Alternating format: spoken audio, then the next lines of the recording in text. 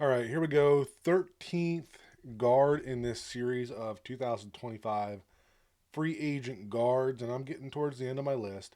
I've had some suggestions on other players that were either centers or tackles, not really planning on including them in this series. Have a couple of guys that may have, even less film than some of the guys we've talked about. Might try to chase some of those down. But if there are guys that I am missing in this free agent offensive guard review series that you want to hear my opinion on, make sure to leave it in the comments below. Get through the disclaimers quick. Uh, these rankings are for the Miami Dolphins specifically. It's not how I view the guards globally in the NFL. It's how I feel they fit into the Dolphins' existing scheme and how they can help fix some of the shortcomings that they had in 2024. Those rankings are up on your screen now. The plays, for the most part, that we're going to look at are going to be short yardage run plays. So those are going to be 1 to 2 yards to go. Thought process there is if a player can succeed in the run game when the pressure is that high, that typically in more neutral run scenarios or in pass pro, they're probably going to do pretty well there as well. Not looking to share all good clips or all bad, just trying to pull the ones that I feel are most relevant to discuss. And we're going to look at these for the most part in chronological order. And last thing is that, these are not the only plays that I personally watched when forming my opinion that we discuss at the end of these videos as we put these players into the rankings. It's just the ones that I'm sharing here. So the next guy we're going to look at is Kendrick Green. He was a third round pick for the Steelers in 2021, that same year as Liam Eichenberg, by the Steelers, and he started most of his rookie season at center before moving to guard in 2022 and not being able to break back into that starting lineup. He was traded to the Texans the following year for a 2025 sixth round pick. He started 15 games that rookie season and only 4 since then, but he did miss a good chunk of 2023 with a knee injury. So he's got limited film, and I'm trying not to hold that too much against him because the Texans obviously weren't pleased with their offensive system, despite making the playoffs and winning in the wild card round before firing their offensive coordinator.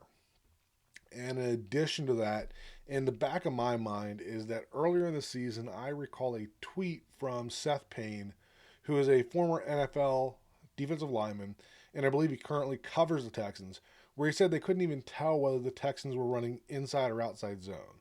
So I think that's something to keep in mind as we go through the film review. So as we start here, we're going to have Green here as the left guard, number 53. And on the first play here, so we're getting inside zone to the right, and we can see here that Green's doing a good job getting off the ball, solo block here, creating a little bit of movement that allows the running back to get through. Looking where his feet start compared to where they end, you can see that he's creating some vertical movement and gaining ground there, which is exactly what we'd like to see. Next play here against the Titans. And this is a quarterback sneak, and this is something that, I didn't include a lot of these.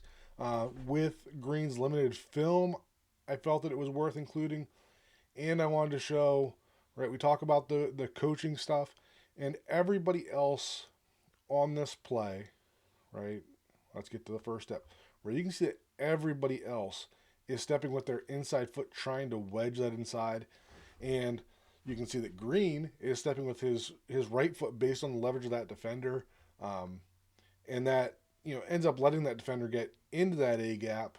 And I don't know whether they converted here or not, probably, um, but was certainly more uncomfortable than it should have been, right? So this comes back down to the coaching aspect of it. That first step discipline.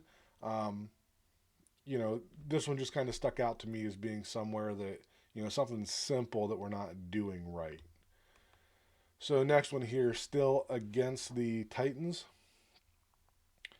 and now we're getting outside zone to the right.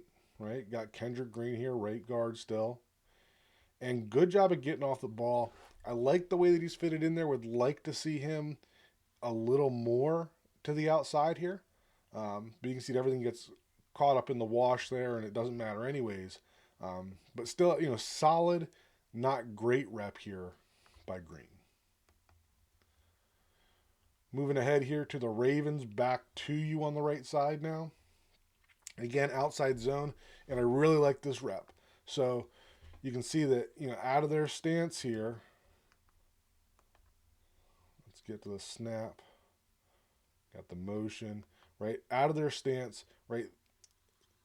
This is outside zone, but the way the leverage is here, right? It's going to hit either there or here, right? Because it's unlikely that Fisher here is going to be able to get outside leverage on this defensive end. So you can see that, the path the running back is taking, he is reading this block now. Based on where that combination block is happening, you can see that, they're not continuing to press outside for Green to take the linebacker. Instead, we're getting the center spilling him over to the outside as he climbs the linebacker. Running back really should have hit that right up there.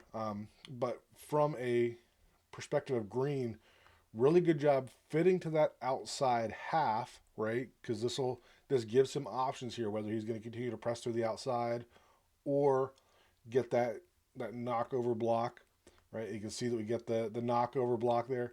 And just nice torque by Green to feel that, sense it, and to really spill him to the outside. So really good rep there. Now we're looking against the Chiefs here. And this one, not a good look here.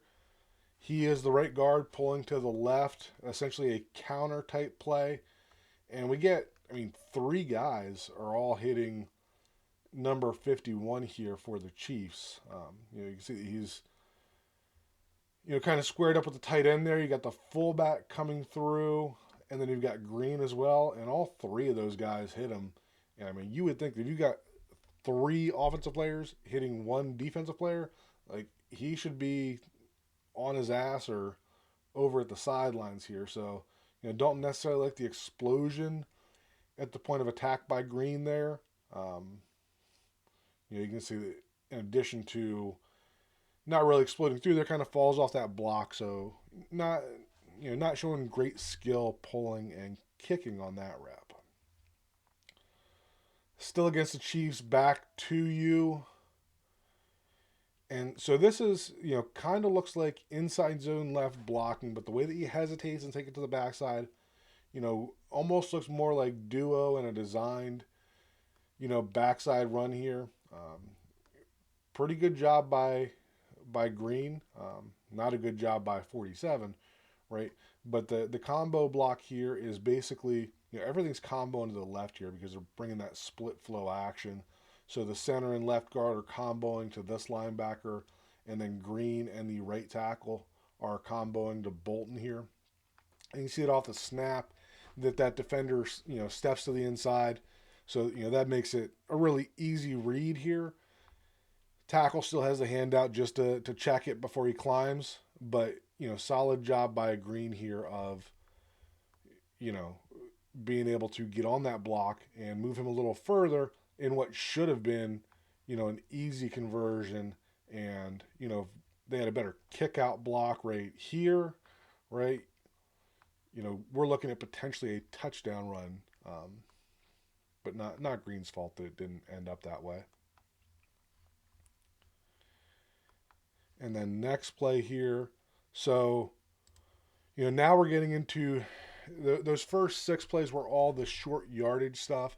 And like I said, Green has limited snaps. So these next 4 that we're going to look at for Green are 3 to 6 yard scenarios. So not quite as high pressure, but still wanted to add a few more film review plays in here for Green to look at. So now we're getting outside zone to the right. And, we talked about this on previous videos that when you're the backside guard here, you either want to be able to get your hips around and to seal that, or you want to get to this outside half of the defender, get that left hand through the center of his sternum and create some vertical movement. And you can see that on this play, The right guard was worse in this sense because he gets driven all the way back in the backfield, forcing that early cutback. But for Green as well, not able to do either of those things. Right, he's losing that leverage, and you know, nice job at the end there to continue to strain through and get something out of it. But when we talk about the way that we really want to see outside zone run, this is not what you want to see from your backside guard. Down near the goal line, still against the Jets on the left side here. So this is going to be, let's see, I think it was inside zone right. Yep, inside zone to the right. So on this one, we're getting a bit of a combination block here with the split flow action. I think they're really hoping for this receiver to somehow be able to come in and get number 35. But you can really see that the left tackle, left guard are comboing through to get to number 44 here. And not a great job there. I mean, that ends up bouncing out further, right? This really should have, if everything had worked out, they're looking for that to hit more off the backside of that combo block. I don't like how late Green is coming off of that block. Certainly like the vertical movement they're getting, but that can't come at the expense of not being able to get the linebacker who is scraping back underneath. All right, against the Ravens again on the right side. So this is more of what we want to see from, the inside zone on the backside. The combo block here is up through that number 49 here, right? So they're doing a good job of creating movement there. Both of them are keeping their eyes on that linebacker, right? And as they get there, you can see that the tackle falls off and gets the linebacker, and Green stays on the defensive lineman. So nice job here between Green and Fisher of creating that movement and being patient falling off. Right side here, outside zone again, and on this one, right, tough angles here, right? We got the combo out here is going to number 13 between the basically a wing and the tight end. And then you have your combo here between right guard, right tackle up to 51. 44 is back here. He walks up late, but he's not part of the blocking scheme here. So as we look at this develop, right, would have liked to see that tackle stay on a little bit longer, but like the aggression that Green has out of his stance to get into that block, and how he's continuing to strain to the outside. And even though he doesn't necessarily get that outside position, the fact that he is continuing to press there, he's got that catch hand is what we call that.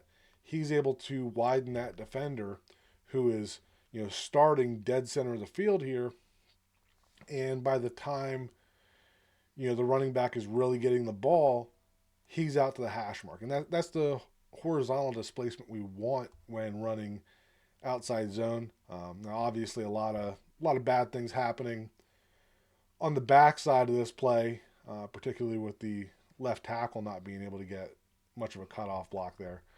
But on the front side and what Green is doing here, not a highlight type block, but I think it's a good job in an outside zone system. All right, so fun part here, trying to figure out where he fits in. So Kendrick Green, like I said, somewhat inexperienced in terms of reps, and there's certainly questions about the coaching that he's had. Now, as I've said over and over again, the rankings that we're looking at here are how I feel like these players can help the Dolphins in 2025. So when we're talking about Green, I really like Green. I really like his upside. He shows some good flashes. but I'm just not sure that I am convinced that he would be a good option as a starting guard for the Dolphins in 2025. So we're going to work from the bottom of the list up. I think that he is a better option than Greg Van Roten today, and it really comes down to Evan Brown, because I would not pick Green ahead of the rest of these guys. Like I said, even money. So, looking at Evan Brown versus Kendrick Green, neither of them are options that excite me, but I'm going to say just because of the physical skills that I feel like Kendrick Green has, I do feel that I would put him just a hair ahead there. So he's going to come in at number 9. Not sure if he's going to stay in the top 10 or not. Another thing with Kendrick Green, even if he's not, one of these guys that are signed to be a starter, I think that he could still have some intrigue as being a guy that we see to replace Liam Eichenberg in terms of a guy that has the experience of playing both left and right guard as well as center versatility. So he's an interesting name to keep in mind. I would say just not somebody that I'm excited today about seeing him being signed and being, one of the top options that we have at guard for 2025. So, as always, appreciate you guys watching. Like I led off with, if you have somebody else that you want to see, make sure to leave a comment below. Leave a comment below. Let me know what you think of these. Let me know if you agree, disagree with these rankings, or if you'd like to see something done differently with them. And we'll talk again soon.